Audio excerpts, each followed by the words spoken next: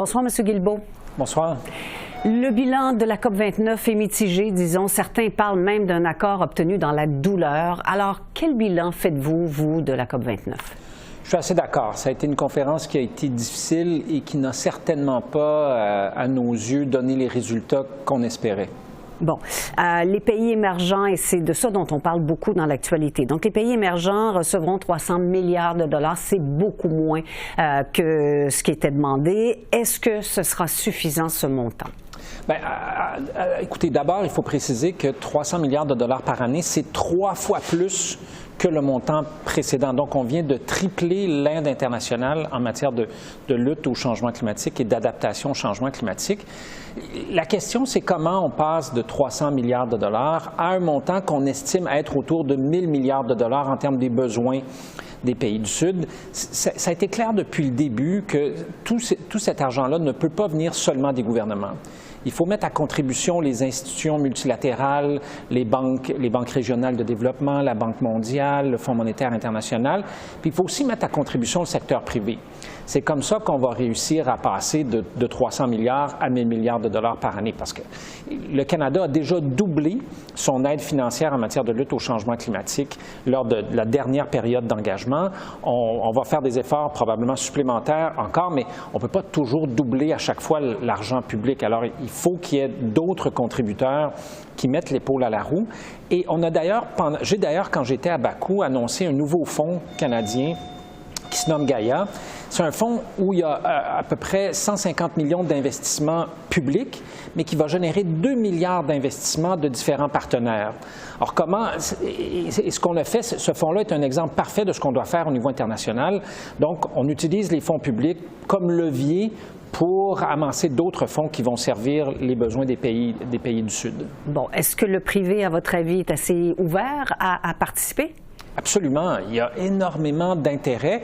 Maintenant, il faut trouver des façons pour que ça fonctionne pour le secteur privé. Le secteur privé ne va pas tout faire. Il y a des projets qui sont plus difficilement finançables par le secteur privé. Alors, c'est là où les fonds publics jouent un rôle important.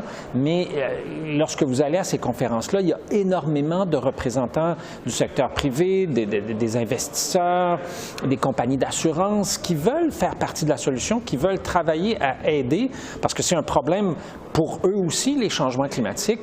Alors, comment on arrive à arrimer tout ça? C'est le travail sur lequel on va se pencher au cours des prochaines années. Bon, les rencontres de ce genre-là font l'objet de beaucoup de critiques, vous le savez, partout à travers le monde, à cause du peu de résultats concrets, souvent qu'elles suscitent. Par exemple, les émissions carbone devraient augmenter encore en 2024, malgré tous les accords qui ont été signés dans le passé. Alors, est-ce que c'est décourageant pour un homme comme vous, M. Guilbeault, un ancien militant, quelqu'un qui est vendu à cette cause-là? Bien, non. En fait, évidemment, comme tout le monde, je souhaiterais que ça aille plus vite, bien sûr.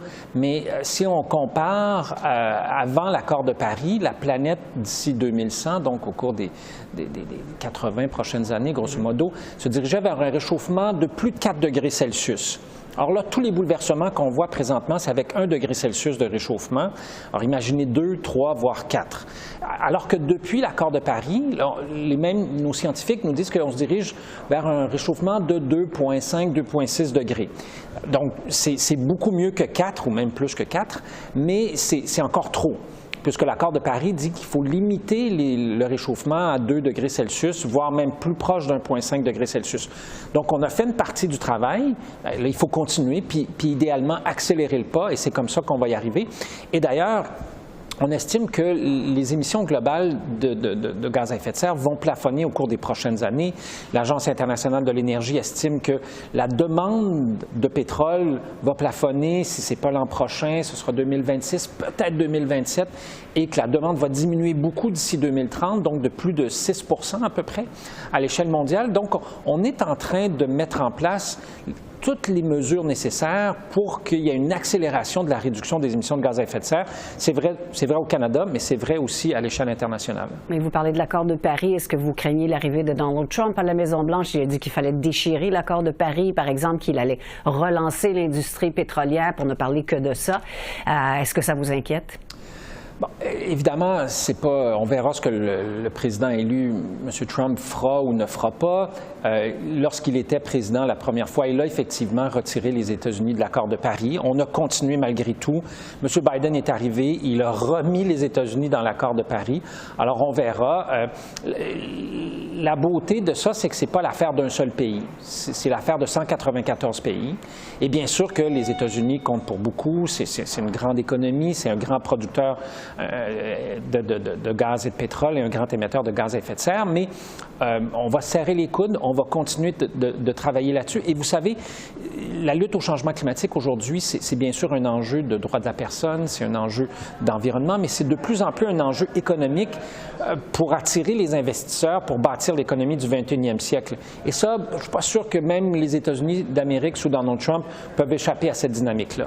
Par ailleurs, M. Guilbeault, les négociations pour un accord mondial sur le plastique ont été torpillées dimanche par les pays producteurs de pétrole. Est-ce que c'est une occasion ratée? Bien, là-dessus aussi, je suis un peu déçu. J'aurais souhaité, j'ai passé une bonne partie de la fin de semaine au téléphone avec des ministres de partout sur la planète pour voir si on ne pouvait pas trouver une solution de dernière minute et arriver à une entente. Ça n'a pas été possible, mais moi, je demeure optimiste, là. On s'était donné 2 ans pour arriver à ce nouveau traité-là. En termes onusiens, 2 ans, là, ça relève de l'exploit olympique. La plupart des accords internationaux sur l'environnement comme ça prennent des années, voire des décennies dans certains cas, avant d'aboutir.